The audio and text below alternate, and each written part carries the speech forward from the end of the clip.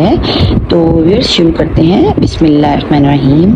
फसुब्हानल्लज़ी बियदिही मलकूतु कुल्ली शैइन व इलैहि तुरजाऊन। तो व्यूअर्स ये पारा नंबर 23 है, आयत नंबर 83 है और सूरत यासीन की ये आयत है।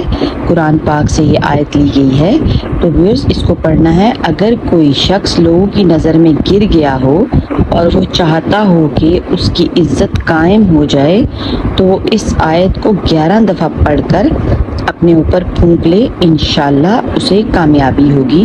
तो व्यूअर्स एक आयत है और वज़न के लिहाज से माशाल्लाह से बहुत ही ये भारी आयत है तो एक लाइन की ये आयत, तो वज़न के लिहाज से बहुत ही ज़्यादा है।